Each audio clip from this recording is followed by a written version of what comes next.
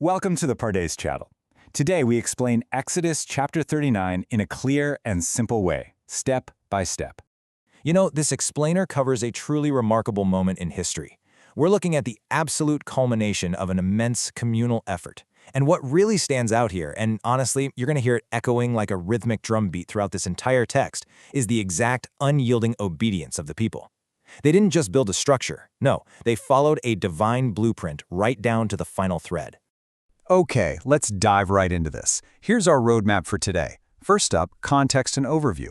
Second, crafting the priestly garments. Third, finishing the tabernacle work. Fourth, clarifying the text. Fifth, key simple ideas. And finally, practical lessons and a quick recap.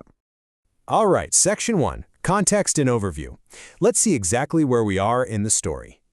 Right now, the Israelites are camped out at the base of Mount Sinai.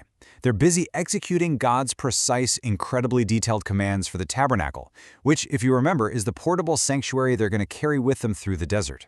We're looking strictly at the plain meaning of the text here, just what's happening physically and historically on the ground. So let's briefly map out how they got here. It's wild to think about, but they went from the harsh, brutal slavery of Egypt, miraculously crossing the sea, to arriving in the wilderness of Sinai. There, they received the commands directly from God through Moses. And now, well, for months, skilled craftsmen and willing workers have been executing the work. It's a massive, mind-blowing transition. They went from building storage cities for Pharaoh out of mud and straw to constructing a sacred sanctuary of gold, silver, and fine linen for God. Moving on to section 2, crafting the priestly garments, splendor and beauty. So we're moving into the first major textual block of chapter 39, starting right at verse 1. These sacred garments, they were specifically made for Aaron the high priest and his sons to wear when they ministered in the sanctuary.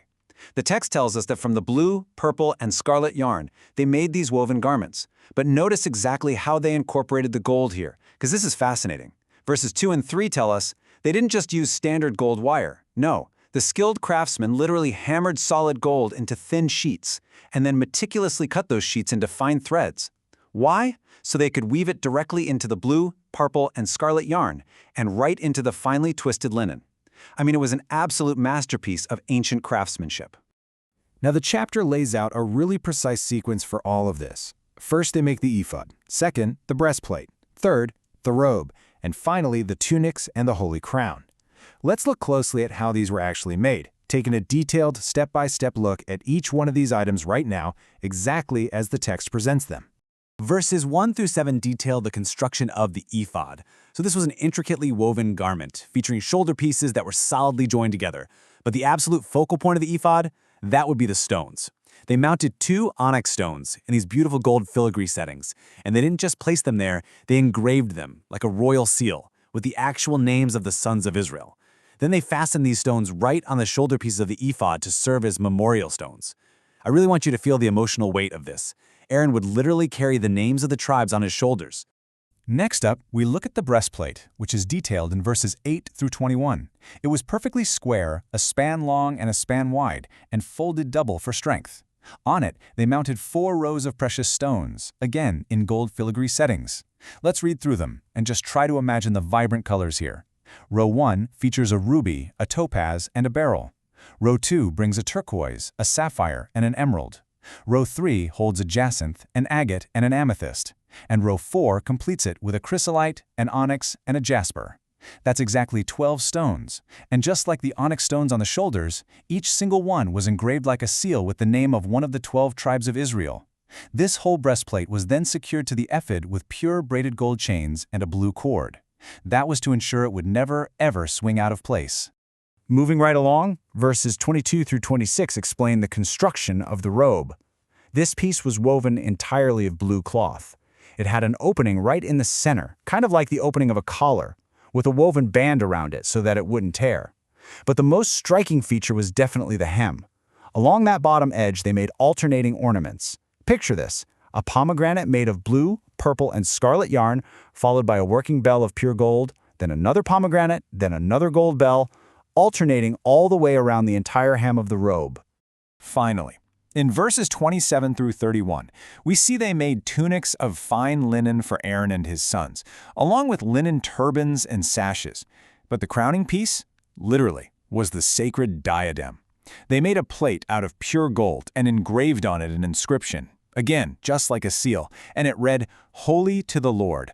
They fastened this golden plate right to the front of the turban using a simple, vibrant blue cord, exactly as the Lord commanded Moses.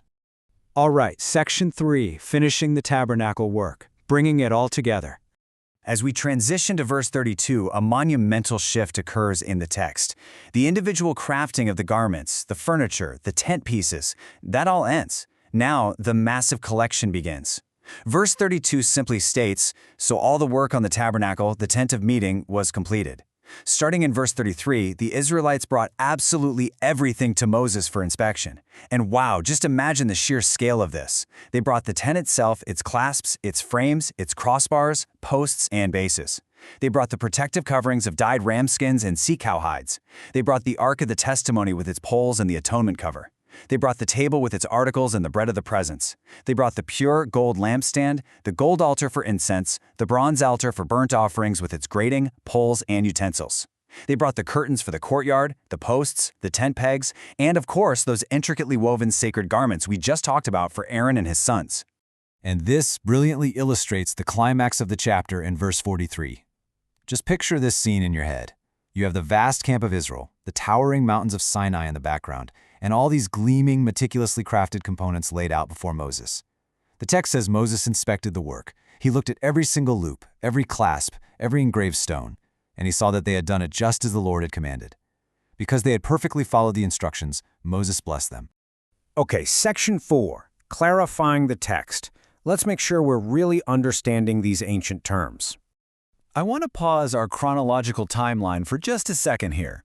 Sometimes ancient terminology can kind of create a distance between us and the history. So to ensure we fully grasp these historical items, let's simplify them. First, the ephod. In plain, simple English, you can think of the ephod as a specialized apron-like outer garment. It was worn over the blue robe by the high priest. So it wasn't a standard piece of everyday clothing. It was heavy, it was durable, and brilliantly colored. And remember, it was intricately woven with those hammered gold threads we talked about earlier. It basically served as the structural foundation that held up that weighty breastplate and the 2 memorial onyx stones on the shoulders.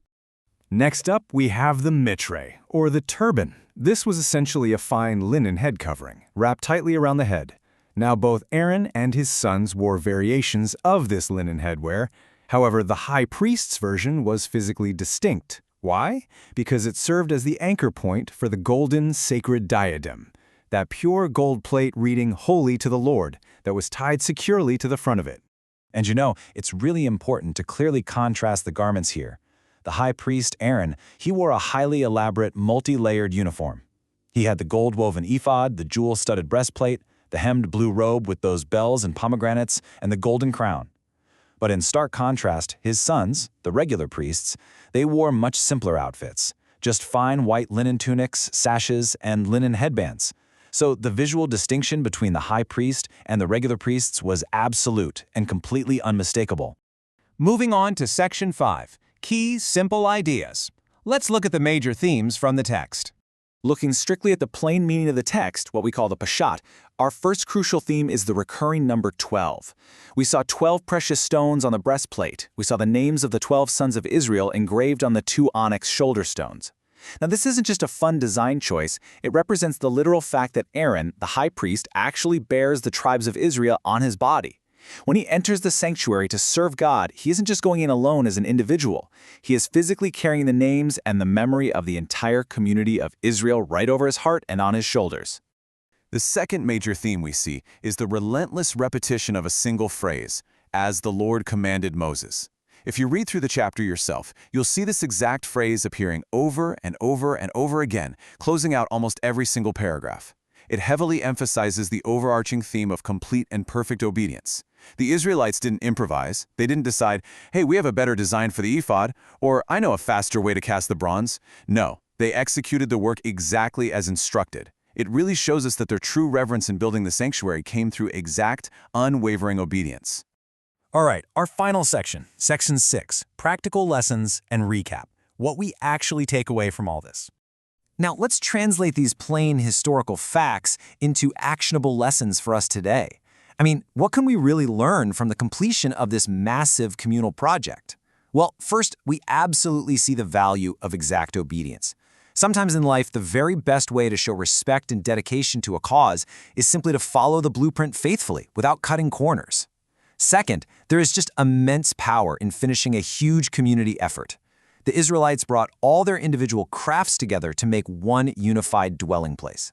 And finally, think about Aaron carrying the names of the community on his shoulders and over his heart. In our own daily lives, aren't we called to do the same? To bear the burdens and remember the names of those in our communities, to carry them with us in our hearts in whatever work or service we happen to do.